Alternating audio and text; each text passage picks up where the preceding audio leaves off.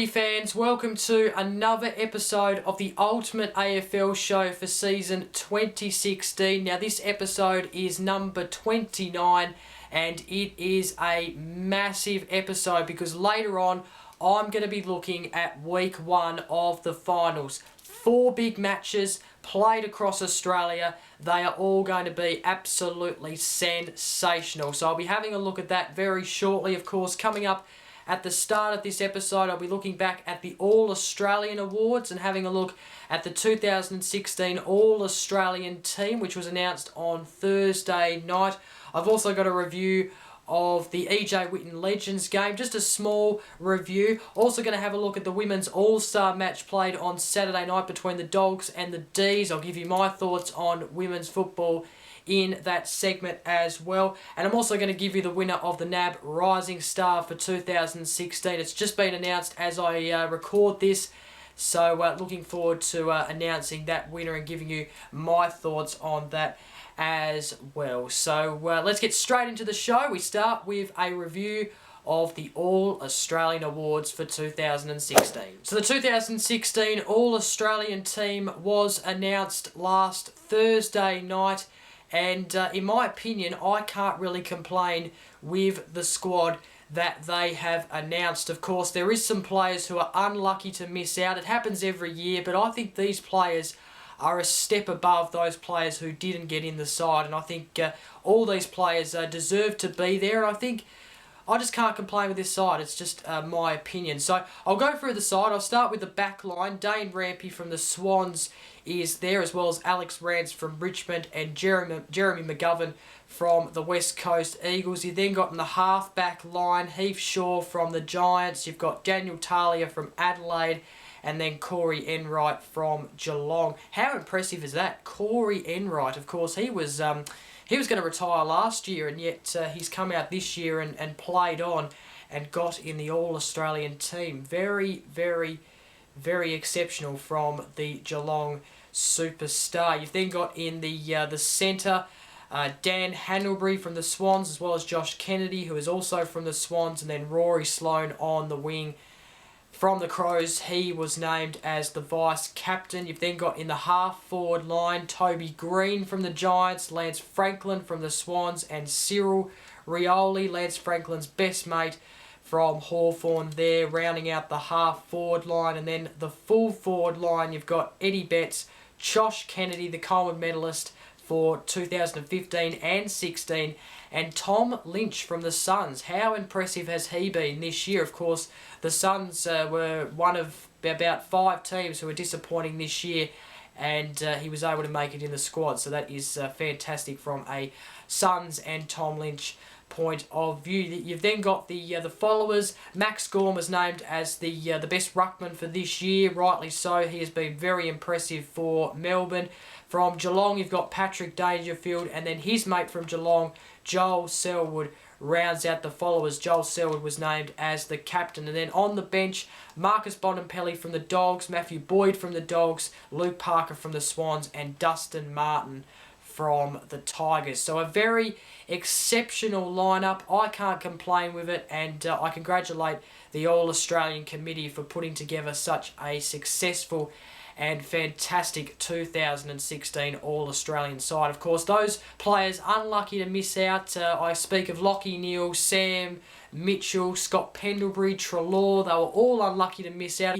But look, in my opinion, if you're named in the 40-man squad, then that's quite good as well. But only 22 players can be named in this squad, and these 22 players rightly deserve to be there. Now, of course, on the weekend, the AFL formed into a bye before the AFL Finals series commences. But there were a couple of events that did take the eye of people. Of course, we had the All-Australian Awards, as I just announced, and then we actually had the Whitten Legends Game on Friday night, which was pretty entertaining in my opinion, especially for those who turned up to the game. I was actually watching on TV in the comfort of my own home, but really enjoyed this match. I've always enjoyed it in the recent years as well. It's good to see the old legends of the game. I suppose they're not old legends, but they're legends of the game. turn up and you know, just put on a fun kind of show for charity on a Friday night at Etihad Stadium. And that's exactly what the players of the Victoria and All-Stars team did. There was so many players from Barry Hall to Brendan Favola, who ended up playing in the last quarter, and then you also had Matthew Richardson, Wayne Carey, who lost the game for the All-Stars in the end, and there was a lot of other players as well. Jason Ackermanis, who got basically knocked out and hit unconscious, basically got a lip bleed at the end of that contest, but it was a fantastic event on Friday night, and it actually ended up being a draw, which was amazing. I'm not sure if that was scripted or not. It seemed to be scripted to me, but anyway, who cares? It was still entertaining, and the two teams, Victoria and All-Stars, actually did a three-player kickoff. Wayne Carey actually ruined it for the Stars, and Victoria ended up winning. So the final score of this EJ Whitten's Legend match was Victoria 123-9, 156, defeated the All-Stars 2-18-16, 142. So it was a fantastic night. Congratulations to everyone involved in the EJ Whitten Legends game, and also congratulations to Channel 7 as well, broadcasted the game beautifully, and everyone else who was involved. It was a fantastic event, and it'll be interesting to see where it's placed next year, whether it's placed in the same slot as this year to next year. We'll just have to see. Saturday night was a very historic night in the women's code, of AFL, and this was very historic indeed. It was at Whitten Oval, where two teams, Western Bulldogs and Melbourne, collectively together played a match against each other, full of the best women players in the country, and it turned out to be a big success. And it was also a bit of a showpiece to what to expect in the Women's League at the start of next year, which I'm very excited for. I think once it gets up and going, it's going to be a real success. A bit like the Women's Big Bash. We saw that last year really take off, which was fantastic to see. About 6,000 people, just over 6,000 people packed into Whitten Oval for the first game at the local venue under lights. They only just recently put up the lights, the Western Bulldogs, at Whitten Oval, and so they were playing the first night game at Whitten Oval. But getting to the game, though, was highly entertaining. It was a bit low scoring early, only 2 goals to about 5 behind in the first quarter, but it really did open up not only in the second quarter but especially in the second half. It was very close in the first half, but the Dogs were able to get away in the second half and win the game. The final score 14-6-90, defeating Melbourne 7-9-51. The goal kickers for the Dogs, you had Hope kick 6, Visio kick 3, Ashmore kick 2, and then Brennan Lampert and Jacobson kicking singles for the Dogs. You then had the Melbourne goal kickers, Harris kick 2, Frederick Trabb kick 2, and then Minoff, Volley and Eva kicked singles for the D's. So fantastic showpiece, like I mentioned, and I'm totally behind this. I think the women's code, the women's competition next year for the AFL is going to be a fantastic achievement for the AFL, but not only that, a fantastic success, I think, and especially when the years get on and the competition starts growing and other teams start getting involved. I think it's going to be a real big success, and congratulations to the AFL, Whitten Oval, the Western Bulldogs, Melbourne, who have been the two teams who have really been driving women's football. It's fantastic from those two clubs' point of view and the women's game. So yeah, congratulations to everyone involved in this game on Saturday night. Cannot wait for the 2017 women's competition to start. Of course, you'll know everything about that here on the Ultimate AFL Show and Bevob5 Productions YouTube channel. Okay, time now to have a look at who won the NAB Rising Star Award for 2016. Of course, a Rising Star nominee was nominated in each of the 23 rounds this year, and well, the top two of those nominees going into this awards was, of course, Callum Mills and Caleb Daniels. It was clearly between those two players. You had Darcy Parish and Jacob Wittering with a bit of a chance there, but those two were definitely the chances. I really thought that Caleb Daniel, I should say, was very deserving of this award. I thought he was better. He had the better year than Callum Mills, but it wasn't meant to be. He only claimed second, which is still good. But Callum Mills has been able to claim the Rising Star for 2016, and I don't really have any complaints. I did think that Caleb Daniel had the better year, but I do not have any complaints because Mills had a very good season for the Swans. It's his first year in the game. He played 20 games and was drafted a pick 3 last year by the Swans. In fact, the Swans were able to match Melbourne's bid for him last year. He actually won by 8 votes. He was voted on 49 votes to Daniel 41, and he doesn't average higher than Daniel, but he averages high kicks, handballs, disposals, marks, tackles, and also fantasy points each and every in his AFL career this year. So he's been a fantastic player. In fact, I saw him a few weeks ago at Blundstone Arena when the Swans came down to versus North Melbourne. He was fantastic. Had 17 kicks that day, and also 9 marks and 102 fantasy points, which was his actual overall best for those sectors. So he's had a fantastic year. He definitely deserves this award. I thought Daniel had a very good year also, so he was unlucky to miss out on the award.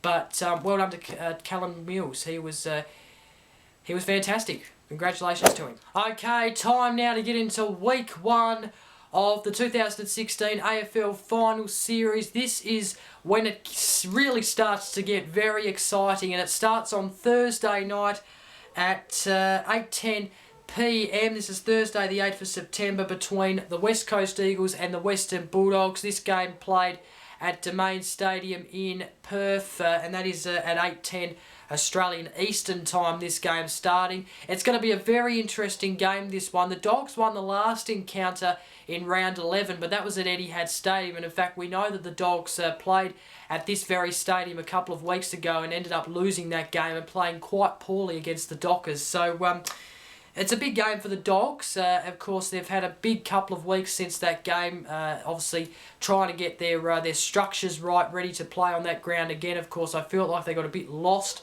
on that ground when they played the Dockers, and the last time they actually met the Eagles here, they lost that game. So it's going to be a big game for them. The Eagles, of course, are coming off 3 great wins against 3 top 8 sides in the Giants, the Hawks, and then the Crows, which I didn't think they were going to beat them. So they're in good form going into this game, the Eagles. This is the first time since 2006 that these two teams have met in a final.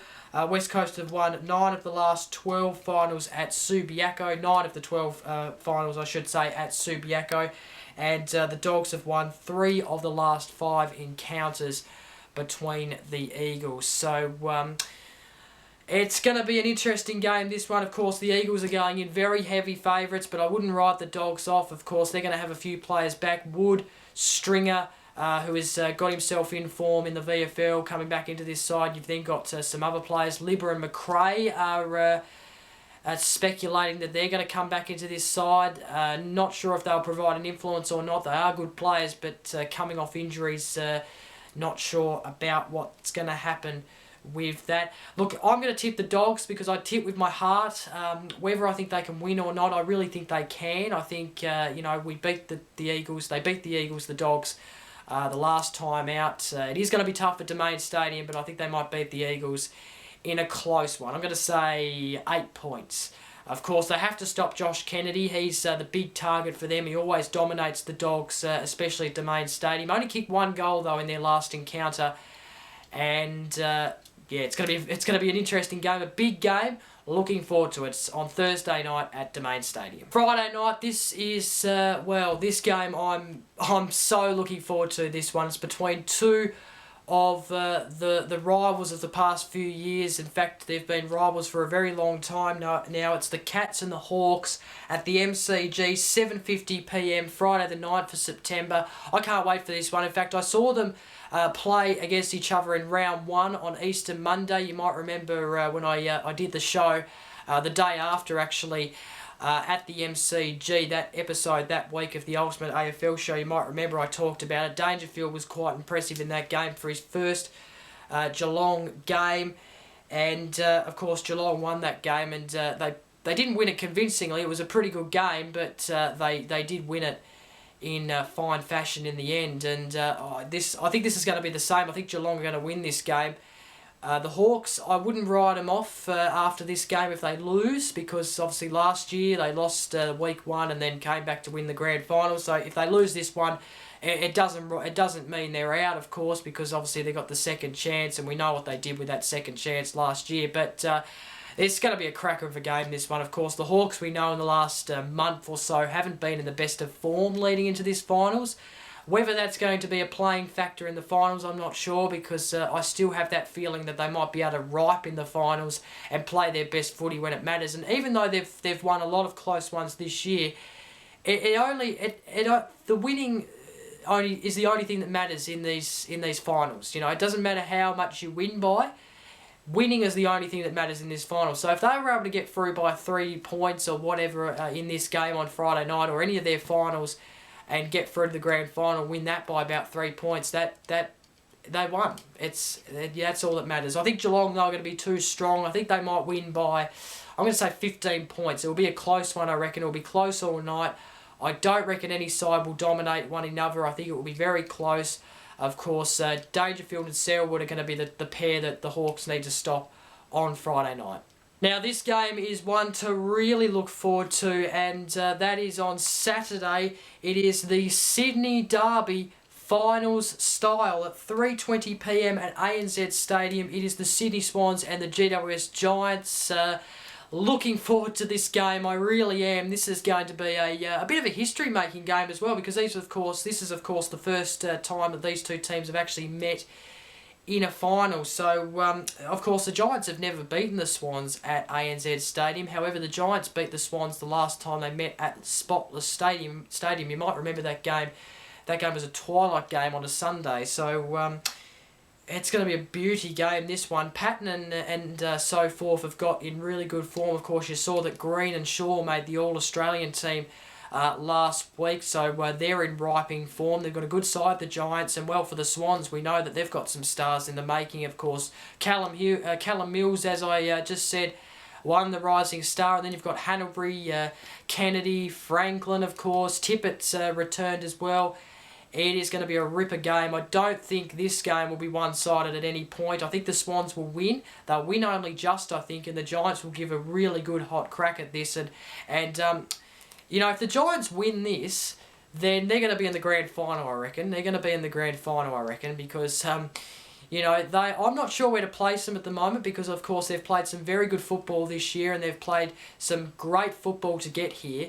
But if they win this, for me, they make the grand final. And, of course, it's vice versa. If the Swans win this, I think they'll make the grand final. It'd be unbelievable if the Giants were able to beat the Swans in this game, though, because you know, Swans will be favourites, but, you know, the Giants, if they got through to a prelim in their first final series, that makes it remarkable.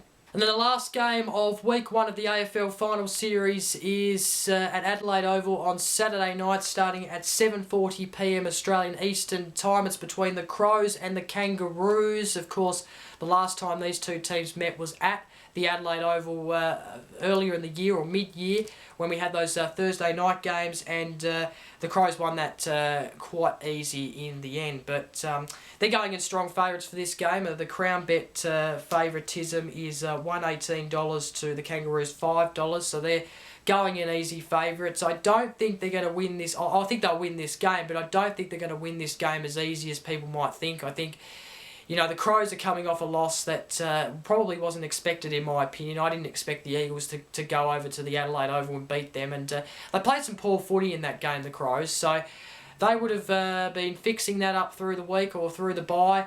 And it's a big game for them, of course. Made the finals last year and beat the Dogs in the first elimination final. So I think they'll win this game. It is at Adelaide Oval. They're normally strong at the Adelaide Oval. North Melbourne, I said a couple of weeks ago, I think it was last week, I think I said that North Melbourne, I can't see them going very far into the finals this year. I think, you know, I think the controversy with the delistings has hurt them a little bit. I think that's going to cause a lot of distraction. Like, how is Petrie and maybe Harvey can, but how is Petrie, Dal Santo, for Rito opposed to play under the conditions that they know they're not going to play next year when they probably wanted to play next year. It's not the fact that they delisted them, but they probably could have waited until the end of the year to do that. So I think because of that, it's going to hurt their final chances, I think. So the Crows, for me, I think the Crows will win by, I'm going to say 31 points. Okay, so that is the preview for Finals Week 1. Of course, I'll review those results next week and get straight into the Week 2 Finals games. Of course, the semi-finals next week. Just before I wrap up, the MVP Awards, this is the AFL Players Association MVP Awards, is next week, Tuesday the 13th of September, starting at 8:30 p.m. Live on Fox Footy. Of course, this is where players get to vote for who they think has been the best player this year. They can't vote for players on their team. They have to vote for players who are outside of their team and who play for other teams. It's a very good award, this one. We've seen, Joel Selwood pick it up and so have a couple of others as well. So it's a fantastic night. I do like this. It's also called the Lee Matthews Trophy as well, so that's another name for it. That's what they're playing for. Of course, there's some other awards as well, I believe. So looking forward to that. 8:30 p.m. on Fox Footy. That's Tuesday the 13th of September. And then, of course, we've still got the Brownlow to come as well. And that is it for this episode of the Ultimate AFL Show. The first episode where I get to talk about the first week of the finals. It's been a thrill. Thank you very much for joining me. Of course, next week I'll be back with another episode. And don't forget to subscribe, because then you get an episode 2 on newsfeed when it comes out. And of course, there's still a few episodes to come, so do subscribe. Of course, I do some other content on the channel as well. The big Group 1 racing show resumes this week with 2 Group 1s, the Golden Rose and the Mackay Diva Stakes, if you're interested in horse racing. I also do a Western Bulldogs only show to show my passion for the Western Bulldogs, and that's for the Dogs fans, but other fans feel free to watch it too. So until next week's episode of the Ultimate AFL Show, enjoy Week 1 of the finals. If your team is in it, I hope they do well. Thank you very much. Bye for now.